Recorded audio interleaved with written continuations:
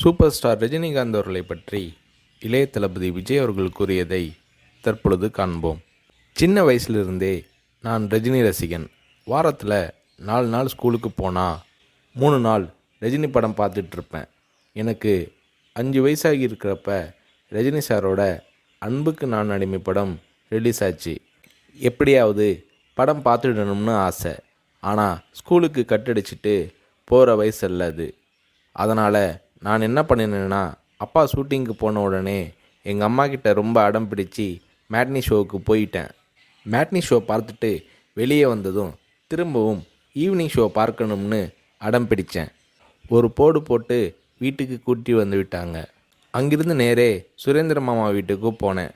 அவருக்கு நான் செல்ல பிள்ளை. என்னடா திடீர்னு வந்திருக்கேன்னு கேட்டார்.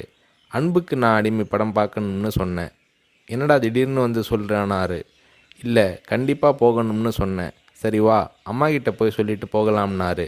இல்லை, அம்மா கிட்ட சொன்னால் திட்டுவாங்க.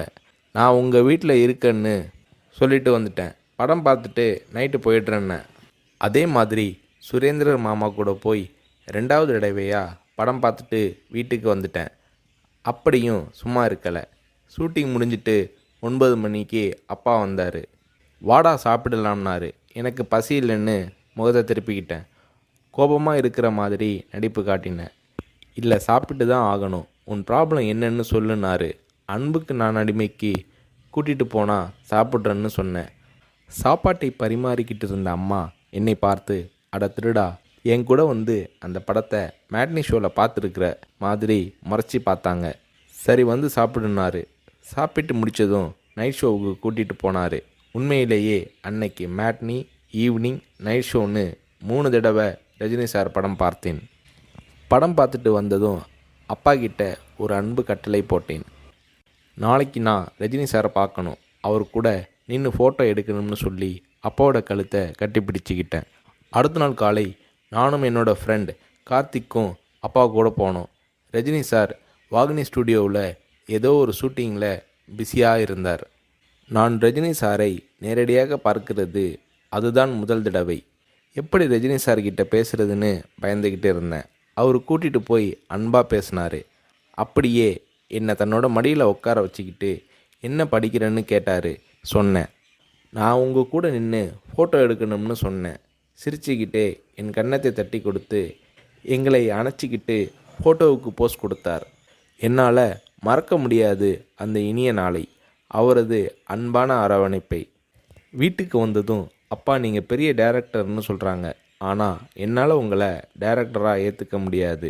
எப்போ எங்கள் தலைவர் ரஜினியை வச்சு டைரக்ட் பண்ணுறீங்களோ அன்னைக்கு தான் உங்களை டைரக்டராக ஏற்றுக்குவேன்னு சொன்னேன். அப்பா என்னை பார்த்தாரு.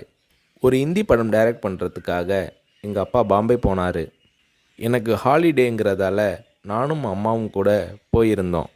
மும்பையில் இருந்த ப்ரொடியூசர் பூர்ணச்சந்திர ராவ் எங்கள் அப்பாவுக்கு ஃபோன் பண்ணி கூப்பிட்டதும் அப்பா அவரை பார்க்க போனார். வரும்போது ரொம்ப சந்தோஷமாக இருந்தார். ஹோட்டலுக்கு வந்ததும் என்னை கூப்பிட்டு, விஜய், நான் டைரக்டர் ஆயிட்டேனாரு. ரஜினி சாரை நடிக்க வச்சு டைரக்ட் பண்ண போகிறேன்னாரு. அந்த படம் தான் நான் சிகப்பு மனிதன். நீங்கள் நம்புறீங்களோ இல்லையோ, அந்த படத்தை நான் 17 தடவை பார்த்தேன். நடிக்கணும்னு ஆசைப்படுறியே, உனக்கு நடிப்பை பற்றி என்ன தெரியும்னு எங்கள் அப்பா கேட்டதும் உடனே அப்போதே ஒரு சீன் நடித்து காட்டினேன். அது என்ன சீன் தெரியுமா? அண்ணாமலை படத்தில் ரஜினி சார் பேசிய பெரிய டைலாக் சீன். நான் ரஜினி ரசிகனாக இருந்ததால் அவரோட பல வசனங்களை மனப்பாடம் பண்ணி வச்சுருந்தேன். அதில் ஒரு வசனம்தான் எனக்கு உதவியது.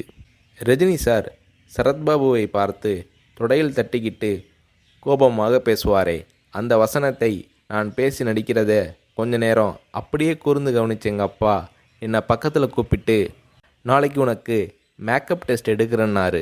அவர் அந்த வார்த்தைகளை சொல்லி கை குலுக்கியதும் எனக்கு சிறகு முளைச்சி ஆகாயத்தில் பறக்கிற மாதிரி எல்லையில்லாத மகிழ்ச்சி பொங்கியது என்று நடிகர் ரஜினி அவர்களை பற்றி இளைய தளபதி விஜய் அவர்கள் கூறுகிறார்.